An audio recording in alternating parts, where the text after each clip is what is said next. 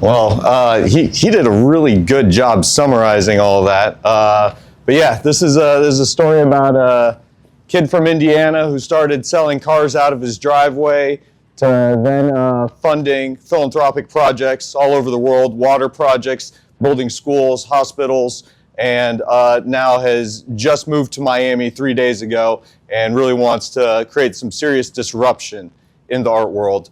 I'm gonna start with my parents. My mom was born in Israel. My father was born in India. And my father was born in poverty in India, but he has an incredible mind.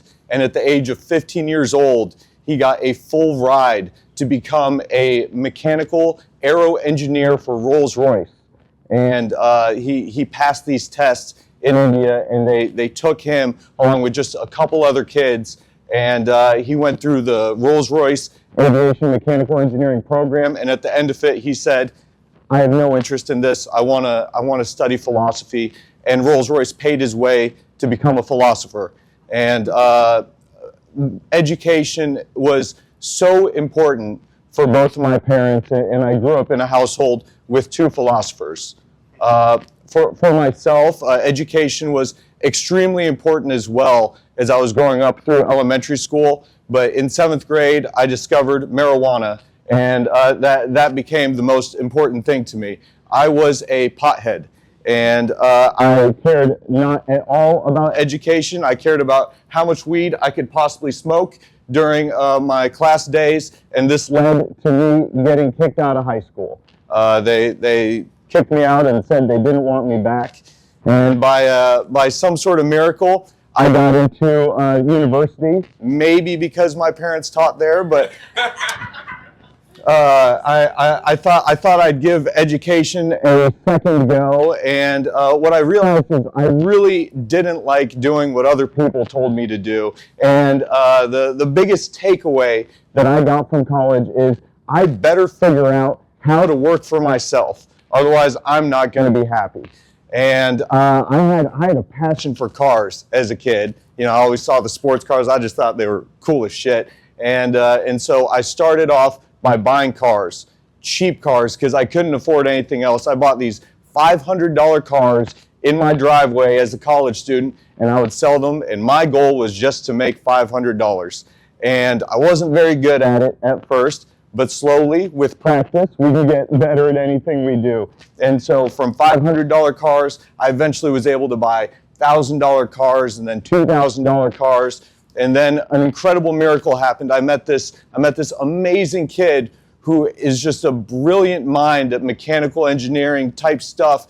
And for me, I can't change a tire. I can't change oil. I can barely change the batteries on my remote control. And he had all these powers to help me fix up any vehicle. And with him by my side, we were able to explore and find out different types of cars. And, you know, I could buy cars that had some damage, and he would repair them. And we went through kind of different niches through the automotive world as our bankroll kind of increased. And so, you know, it started becoming these small trucks and then these certain types of sports cars. And I was always very focused on what's a specialty, what's a niche that can differentiate us, what's a market that I can find and have a little bit of control over. And this is what has accelerated us through the automotive industry.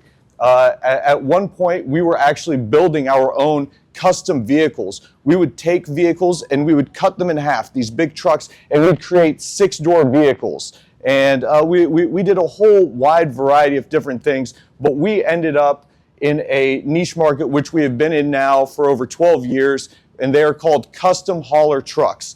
The best way I can describe these trucks to you is it's bigger than a dually truck, smaller than a semi-truck. It's the biggest thing you can drive without needing a CDL.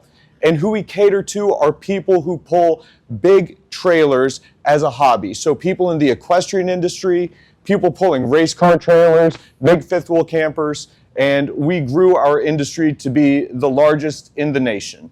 So that has been kind of the story of our development in the automotive world.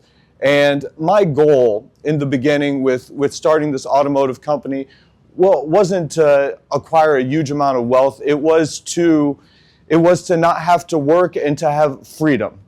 And I started realizing very early on throughout this journey that as wealth grew, more material options were available. And of course, as this kid that loves sports cars, I got myself a Lamborghini. I got all these toys. But I realized that the highs from achieving these material possessions were very short-lived. It would be really exciting for a certain amount of time, but then the excitement would fizzle away, and then it's like, hey, what could be next? And I realized that this wasn't a game that I enjoyed, and this wasn't a very gratifying way for me to spend money. And I looked at the career that I've had with the automotive and with real estate, and I said, how was this created? And I realized that there were things in my life that I have no control over that made all of this possible. I was born in America. We have such incredible opportunity here in America. And I had incredible parents. And this led me to the realization that there are such incredibly talented people all over the world that just do not have a fair shot. I'm a tangible guy. I like doing things myself. I really wanted to do something and I wanted to make a difference in the world, but I didn't want to just cut a check and then not know or understand what happened. And so I thought, how can I possibly help all these incredibly talented people all over the world? And I decided to do it through art. Why art? Well, there was no good way for me to help some doctor or some chemist or physicist or anything like that, but art is a tangible commodity. It's a commodity in which I could see talent, in which people can create their story, in which I can have a transaction. I can buy art from an artist, and I can take their story back with me. And so 17 years ago, I started on this journey. And I actually asked my friend Chris, who's with us right now. He actually runs the automotive company. I asked Chris, he was living in Australia. I said, hey, I want to travel all over the world and collect art. Would you like to meet me in Thailand to start? And he said, absolutely. And so we started traveling all over together. I would fly in. I would get a one-way ticket, no hotel, no nothing, and then I would venture around it. It was a fun adventure for me as well, but along this journey, we would find artists, I would support them, I would buy their work, I would take their story. And then this led me to realize the conditions that many of these people live in. And so I started to ask them, hey, well, while I was there, what can I do to help this community? What can I do to help out? And it was always what I would call single-serve humanitarian projects that I started doing. So in certain cases, we would give supplies to a school. Perhaps we would bring food to the village, single-serve items, but it was deeply gratifying, and I enjoyed it immensely. As I was traveling through Nicaragua in 2013, I met an artist by the name of Jonathan Espinosa. And man, really cool art. He has this way of collaging so many different ideas together, very vibrant. And I was fascinated by his art. I bought his artwork, and I asked him the same question. I said, hey, what can we do here in Nicaragua to help your community? Do you have any ideas? And he said, yeah, I got an idea. Let's build a playground. How do we do that? And he said, well, I'm an architect. I'm an engineer. I can build it. I was like, well, okay, I'll give it a shot, And so I funded this playground, and I left. I came back 2 months later, and this guy built an incredible playground, painted a mural on the walls, and he gave the children in his community a place to play. I was blown away. I was like, oh, this is some of the coolest shit I've ever seen. This is awesome. And I was so fascinated and so taken in by this experience, and to understand that this extremely talented man was sitting here with no opportunity incredible artist, and he had so many more capabilities. He was able to put together and build this incredible playground. And I said to him, well, this is what we'll do. I will hire you now full time, and all you need to do is paint, and then let's create more humanitarian projects together here in Nicaragua. And this was about a total of 8 years of humanitarian projects that we did together. It started off with playgrounds, but I was curious as to what else is possible. So we started building these school buildings, these libraries, and then what was some of the most exciting for me were these water projects. We would go into communities that don't have running water, and for them, every time they need to get water, they would take 2 buckets and they would walk to a well. And this well could be even up to a mile away. They would fill up the buckets and they would walk back. This is something that they would have to do a trip maybe 3-4 times a day for cooking, cleaning, drinking, bathing. There's so many times that we need water. We would build a system, fairly simple system, but we would put a big electric pump into the ground. We would build a water tower, and then it would gravity feed water throughout their community, and each house would have a single outlet source so they can get water directly. In total, we did this for 12 communities, and it was just so mind-blowing to me. I would say the average price of one of these water projects was maybe like $15,000, $20,000, and we're changing the lives of the entire community. And when I'd go down there, the amount of realization and reflection that I would have in my life, like what we call first world problems, would all just fizzle away. That 2-hour delay at the airport that we will bitch and moan about, or they didn't have the color I want, none of that shit matters. And you realize some of the more just core fundamental human things that do matter. And for me, a big thing that mattered was, wow, look at the value that I am getting with the money that I'm making. $15,000, I'll tell you what, there's not a single one of those that I'm going to regret. There's not a single one where I'm like, oh yeah, no, this is super impactful and super awesome. And it was truly a delight creating all these projects. I'm gonna sidestep here. So this was passion projects for me. Collecting art, supporting artists, creating these humanitarian projects, supporting our local NPOs. I really realized that giving back was some of the best things that have happened to me. In my personal life, I started separating my time from the automotive industry and from real estate. I just wasn't putting as much energy, and I started relaxing more, and I got a place in Fort Lauderdale. I was just kind of chilling out, taking it easy, and kind of just cruising through life, enjoying what I was doing. And then I came to another realization that I'm not happy being stagnant. I like building and I like creating, and as a reflection on my life and what I've done, I realized that these humanitarian projects have been the best thing, that collecting this art and helping people has been the best thing that has ever happened to me in my life. And I said, well, let's go full forward now and put every bit of energy that I have into bringing this to other people, bringing this to the communities and sharing with the world and creating as much impact as I possibly can while I'm still here. To start this adventure out, now that I have decided to do this with my life, I invited Jonathan Espinosa and his entire family to the United States. So I brought them here, I gave them a house, gave them a place to stay, and I knew in my head, in my heart, that I wanted to start a 501c3. I wanted other people to join, and I wanted to show how good creating impact is, not only for the people that we are creating impact for, but for ourselves.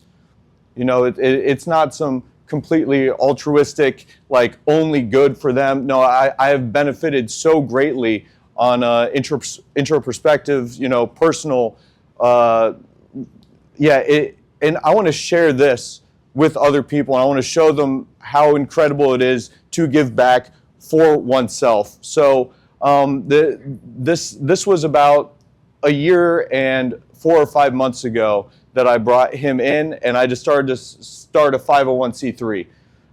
I knew nothing about what it is to run a nonprofit. I've just been a businessman of some sorts, this whole time, and I've never really sold art before either. So this was the start of a very interesting adventure. On the surface level, what made a lot of sense was I have this art collection, and I can sell my art collection to create impact. But this wasn't scalable. This was just one way that I could create impact. And what was so important to me was to be able to create something that everybody can participate in. So I needed to find a problem in the art world, or a problem in the world in general, in which we can all get behind and we can all do something together. And I did. And it comes with the systems that are in the art world regarding museums. Did you guys know that museums oftentimes only showcase 5 to 10% of their holdings, and that over 90% of what museums own sit in vaulted storage? These storage places that museums have, this artwork, the majority of it never sees the light of day. Maybe some pieces get showcased here and there, but we're talking about over 100 million pieces of artwork sitting in vaulted storage. I live in Bloomington, Indiana. You guys might not know much about Bloomington, but we're a college town in the center of Indiana.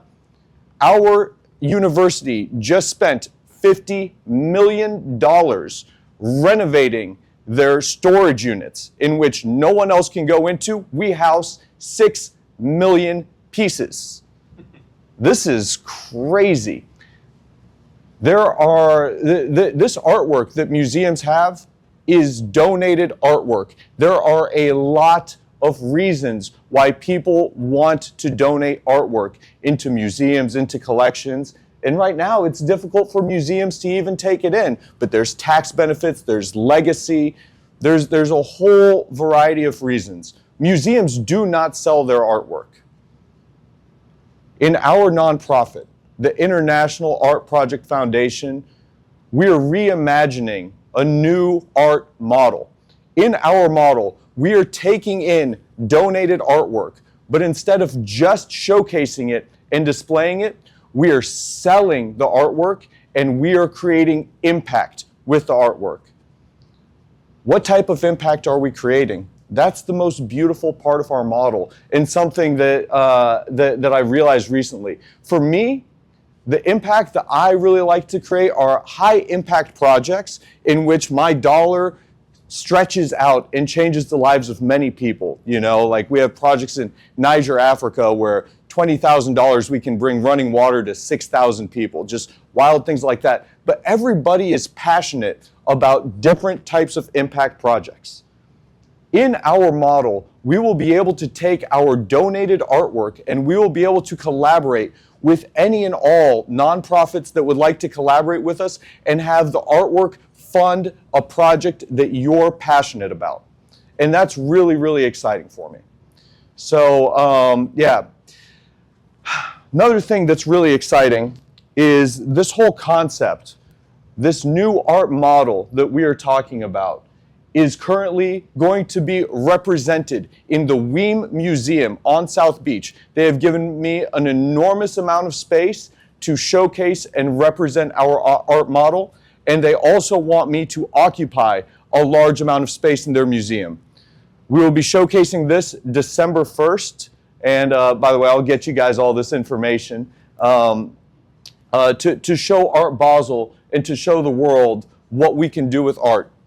This is an opportunity for artists to turn their creativity into impact. And this is an opportunity for collectors and people that inherit art to really make the world a better place with their artwork.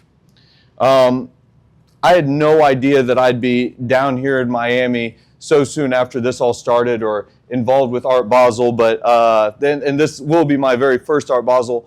But Jonathan Espinosa, I'm bringing him down for this week, and we have an incredible show for him on November 29th at Bartulio's, and the Weem collection, and yeah, we're super excited. A little bit more with a little bit more with how fortunate we have been with our project. Our executive director that we have just brought on, her name is Lori Garrity, and she is extremely seasoned in the philanthropic world. She teaches nonprofit management. She was the director of development for the #1 nonprofit school for over 8 years. She did their naming for their new school, the SPIA School, which is now O'Neill, over a $30 million gift. And now she has chosen to join us and become our executive director because she realizes and understands the amount of impact that we can create with this project. This project, the International Art Project, there's no reason why we can't have these IAPs in major cities as a new hub, a new way to buy art. Imagine when you buy art, every time you buy a piece, you know that you are creating impact throughout the world. This is art not being silenced, not sitting in storage, but being put to good use. It's one of the most beautiful ways I could think to create impact. Thank you.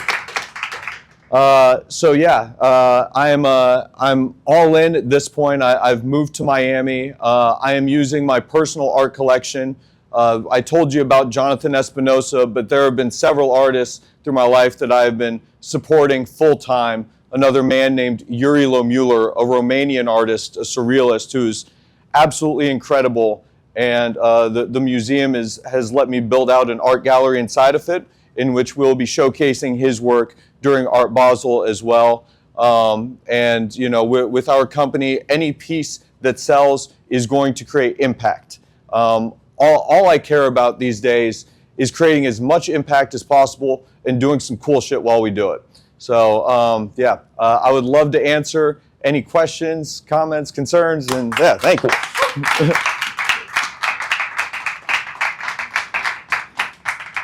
Inspiring stuff. So we have the Weem, which is the Wiener Erotic Art Museum in Miami. Wiener? Wilzig. Sorry, Wiener is Wiener is W Moda. Thank you. Sorry, another great museum we're supporting. Bartulio's in Wynwood. Yeah, we're at Red Dot with 4 of our artists. Which is during Miami Art Week, Art Fair. We can get you tickets for it. Yeah.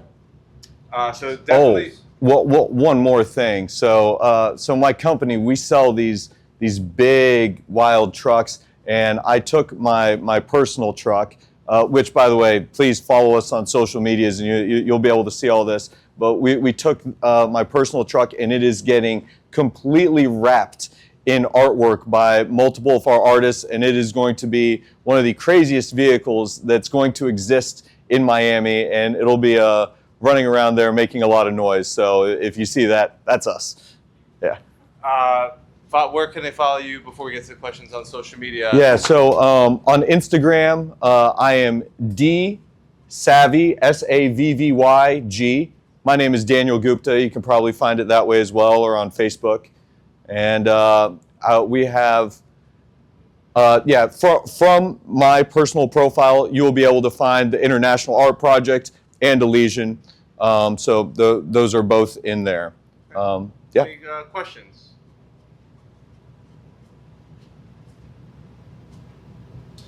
So you work primarily with international artists? So that is how that's how this all started, because I was trying to find untapped talent that didn't really stand a chance, but we are certainly not limited to. Beautiful. Yes. Are there any like artists that you support full time right now in the United States, or do you have like specific regions in the United States that you want to start focusing on?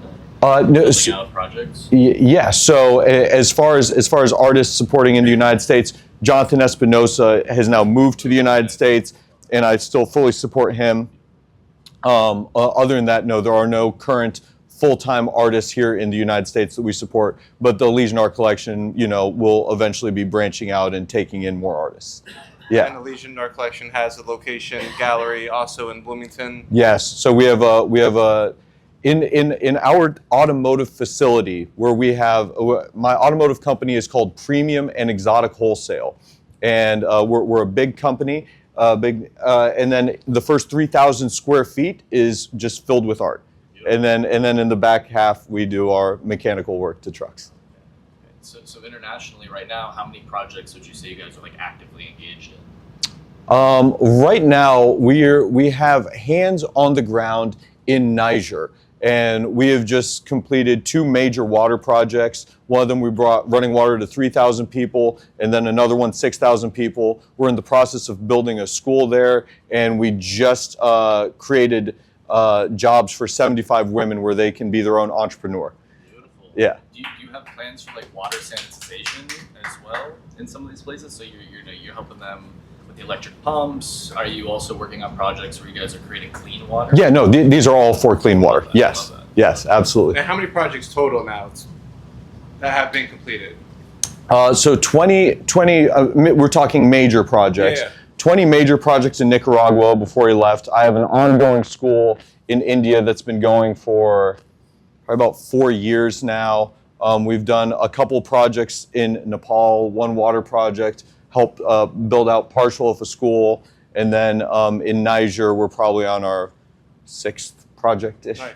Yeah. Can't you go to your website and see the impact there's a navigation page for all of these projects under impact on your international art project? There is, yeah, so yeah, you can certainly see all of our impact and all our projects on our website, yes. Yes, I'm looking at it. Yes.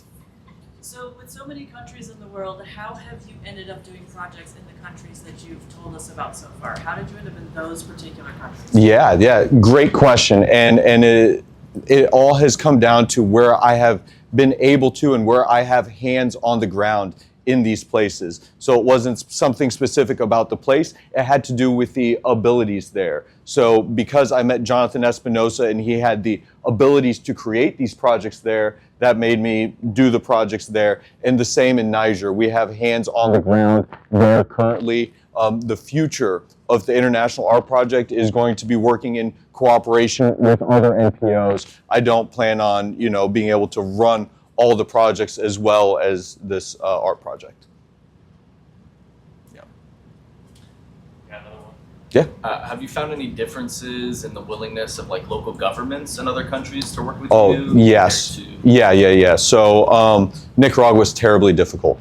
It is. The government there is not good, but in certain countries, Niger, for example, they're very welcoming. But yeah, no, there is definitely, well, even though you'd think that, hey, we're bringing water, like you would think that they would appreciate it. No, they don't. Yeah, it's very difficult. Yeah, and a little scary. Yeah. Gotcha. Yeah. Yes. So you talked about how, your journey, how it unfolded. But for a lot of entrepreneurs, I think one of the hurdles is the beginning, right? Like, how do you live and support yourself when you're trying to start? And Evan even talked about his transition. So I always wonder about, how do you get started? Like, how are you supporting yourself in that early stage? How are you sort of getting through life day to day when you're just getting started? Like, you were buying these cars. Were you living at your parents' house? Like, what kind of situation were you in when you were getting started? Yeah, I think great question. I don't know if I have the best answer for you, but anything that I've kind of started with, I just get absolutely focused in on and I go. I was living in a college house. I lived with 4 other guys, and I just went and I kind of turned the blinders on to anything else, and I just fight until I succeeded. Did you finish college? I did. Okay. I got my degree, I framed it, and I gave it to my mother. Nice. And maybe to her question, could you just maybe walk us through from like the first $500 car, like how did that, and then you end up meeting the buddy that was more of an engineer that branched it out. How did that evolution kind of evolve to this being, the largest custom hauler truck company? Slowly and painfully. This kid that actually ended up being the mechanic for our company. I sold him a motorcycle at one point, and then I bought this was a while ago, and then I bought a Honda Civic that had some body damage. And at the time, it was so important for me to get the best deal on everything. That's how I viewed it. I need to get the best deal on any car that I buy. If it has a mechanical problem, I need to find the best deal. And so this was the first car with body damage. So now I'm making phone calls to everyone that I can, trying to find the best deal on who can fix my car. And then somebody told me, hey, that kid you sold the motorcycle to, he could do this. And I called him up, and he said, oh, yeah, I'll come down. I'll check it out. He comes down, he takes a look at the car, he's like, yeah, I can help you out. And then he leaves. I'm like, well, what's gonna happen here? And he came back 3 days later, he bought a front bumper, bought a fender, painted them, went to my garage, took them off, put them on. I was like, that was the coolest thing I ever seen, man. What do I owe you? He goes, don't worry about it. I was like, wait a second. And he said, no, you helped me out with this title thing before, you're good. I'm like, no, like, here, have some money, and then can we do this again? And he was like, yeah, okay, maybe. And then he actually lived in the ghetto of Indianapolis. He ran an extension cord from his house to his neighbor's house, and that was the only power his neighbor had. He had boarded up windows, so he started there, but we started going together, and I realized that these cars were going to this house. And eventually I was like, man, we gotta get you out of this neighborhood. It's a little dangerous. And so we got him a place with an actual garage. And but yeah, it was a lot of trial and error when it came to the automotive stuff, because I didn't really know anything about cars. But what I learned a lot of lessons on the way, like don't ever buy a Saab, and things like that. And then what did work.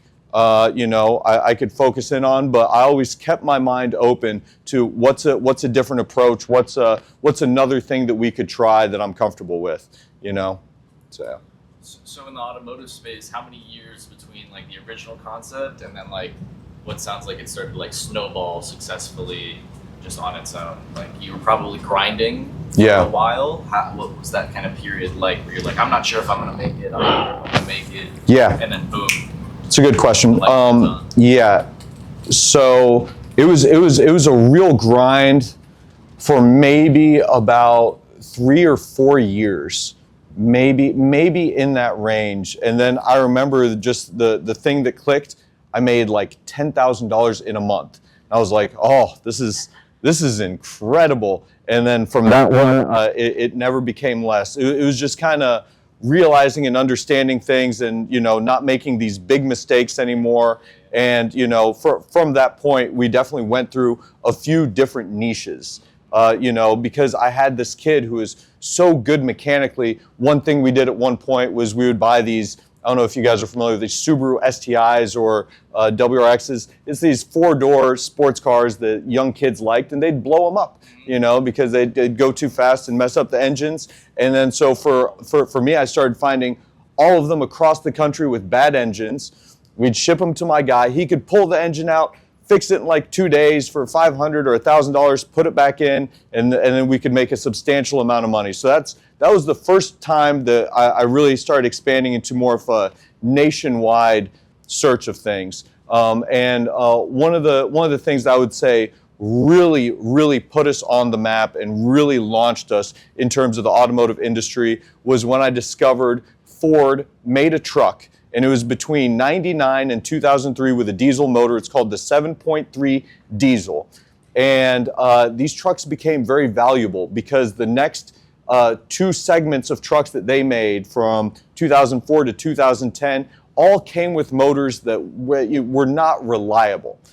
And so this created a vast difference between what Kelley Blue Book said that these older trucks are worth and the actual reality of what we could sell them for. So for instance, on Kelley Blue Book, it might say this 2002 truck is worth $8,500, but if we advertise it in the correct way, we could get $25,000 for it. So once I realized this, I would buy these trucks from all over the country, and we became the nation's hub to be able to purchase one of these trucks. We would make sure that everything was cleaned up. We do the body work. It was really nice, really well represented, and so that's what really got the ball going in the best way. Yeah. Yes. As you were traveling around the world and seeing new artists, what would be the thing that would pique your interest? Like, how would you choose which artist to follow? It's a great question. I don't know. Initially, one of the things that I would try to do, because we all have preference in art, you know, we can lean one way or the other. As I was traveling, it was really important to me to only buy canvases because I'd have to take them back with me, so I wasn't buying sculptural at the time. And so canvas was a must. And then throughout a lot of the journey, I wanted to have a large variety of artwork. I wanted to make sure it wasn't just appealing to me. For me, I like surreal and I like these, you know, certain types, but I for my collection, I have bought a huge variety, and it was more of a matter of maybe me feeling that the artist had talent and a connection there, and that would insinuate a purchase. Any other questions? That's a question more a comment about the infrastructure of projects and like water projects.